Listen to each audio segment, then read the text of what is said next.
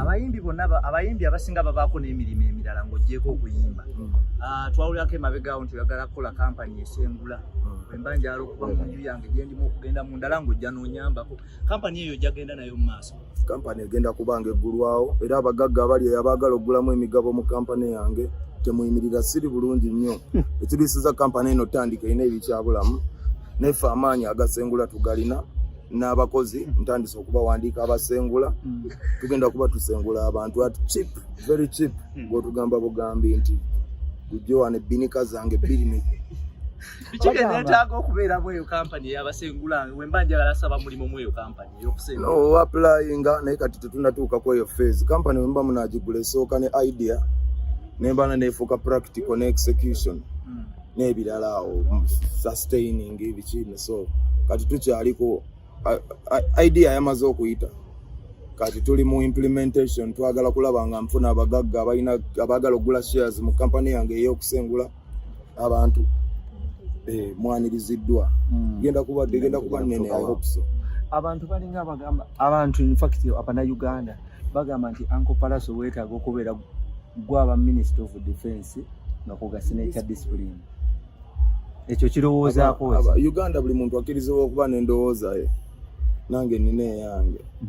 Nze njagala kuba music paka kuwulira bubi. The music count on me. N'ebirala kampani zenja okugulawo nja zibagamba zimulabye. Naye for now count. Ugandan music was dead and I want to be the lucky savior. Anyway, waliwo ensonga gye tugenda kubuusa maaso y'aba promoter Uncle Palaso. Era tutaaga okumanya opinion yo. Bavaayo ne bagamba nti bakuyimirizaamu. Because abantu abamu abateekamu discipline. Saabalabanga bakyogera. I don't think so. Naye sikiwa nti waliwo emirimu egimu nga girina ebitongole bigivunaanyizibwako.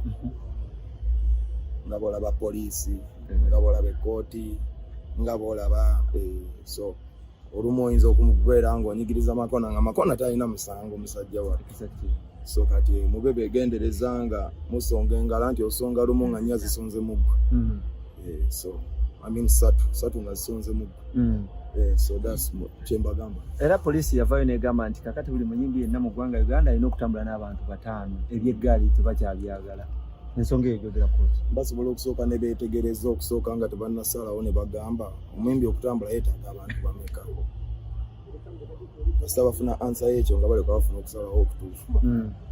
Ng'oli mu mbeera ki Uncle Palaso because kati abantu batandise n'okuwandiika erinnya lyo nga baliteekako King.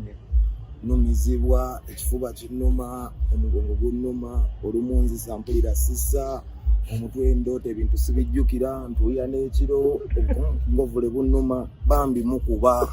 Ne bukyanga mukuba, bambi mbadde nsaba. Nze gwe mba musembayo okuba. Kino kimwankola sikyagaliza na mulabe wange asembayo. Ne muzanyira ne ku bulamu bwange wabula muyina effujjo. Naye ekintu kiri bwe kiti.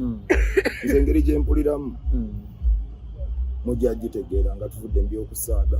Hey, this is something I don't want okuddawo okujaajamya because tuyina ekintu ekigenda mu maaso kye bayita reconciliation time. Regardless of what went wrong, what is a permanent solution? So nebaza bakwano baffe ne bakulu baffe patron baffe nga Captain Mike Mukula ne nebaza ne Honorable Balam, nebaza ne police n'abalala bonna abavuddeyo ababadde concerned kuba abantu bangi bakeepinga eriiso ki ezibe. So right now ababali involved, peace is the permanent solution. Buli omu bw'abanga agamba ayagala peace, nange njagala peace kuba ye yanzija ne mu mbeera mirembe gyange. So nze kyekyo kye njagala, sifa nnyo kwani yakola kyani yakola kino. Sagala mpozi we kinaabanga kyetaagisa okutuuka eyo tujja tuukayo, but it's not necessary. Statement gye wakola ku social media handles zo nti musobola okukwatagana oba oliawo ne mukola ne collab oba show oba concert. Nawe bagamba bugambi by'ombuuza olina okukola research. Olina okubeera ng'olaba ky'ombuuza. Omukulu Jose Chameleone legendary yavaayo n'akola statement ku social media handles wazira basebo.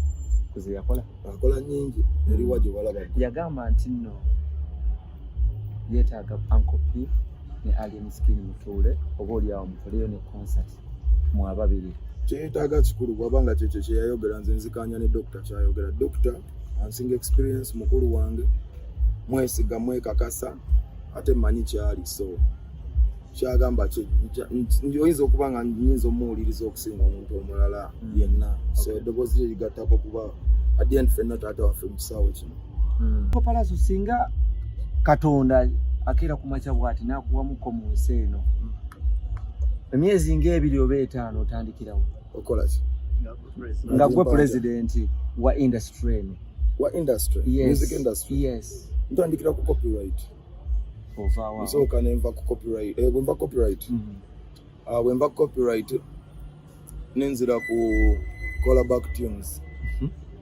enva callback tunes nenzira ku bwenva nsooka copyright nenzira callback tunes nenzira ku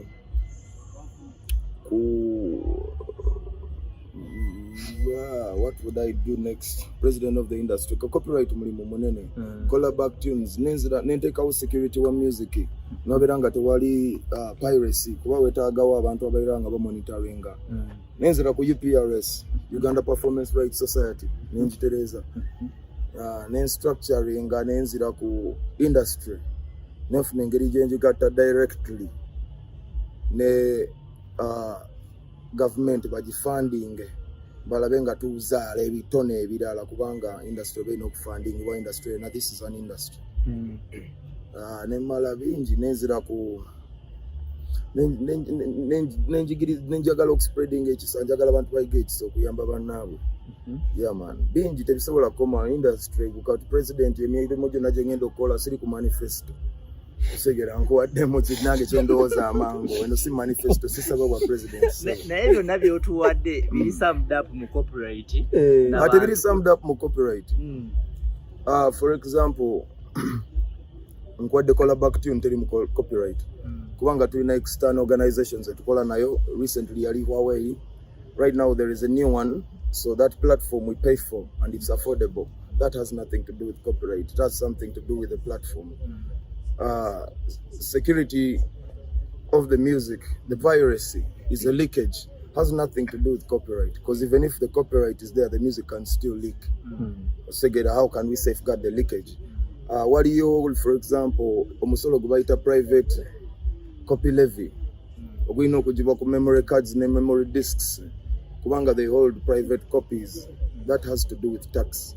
Waliwo omusolo gwina okuva ku music gubaita exercise duty okugenda kola back tune music erimu gender and culture so there nothing with copyright I think I elaborated a few things obadde oyimba ku stage ogenze n'ogattamu akayimba ndowooza akabadde ku list kabadde nkwewulira n'ogattamu byabanene Serena ne Gweddalu olowooza ki ekireetedde abantu abo kubuuka ennyo ng'otaddemu byabanene anti Serena y'abanene si kafunda buli yali awo munene sebo Spice akoze byabanene leero so yeah abanene babadde bangi era mbabuza abanene muliwo emikono togirabye nga gyonna giri mu bbanga egy'abanene kayimba k'abanene akaliko n'abatono tujja bakubira akaabwe naye kati kasooka tuvimba oba olowooza abantu basanyufu nnyo ku ngeri gy'okwasaganyamu emirimu ennaku zino emirimu ngikolera ddala bulungi ennyimba nziteera ddala hiti nzikuba ebyetaagisa bulungi bwansi bwe bampita ku kyalo mukola so I think siri malayika nayengezaako naye nga akayimba k'abantu bakagala bwagaza eyo hit eyo badde hit even before all this ruckus that's a hit byabanene kajjangako k'abanene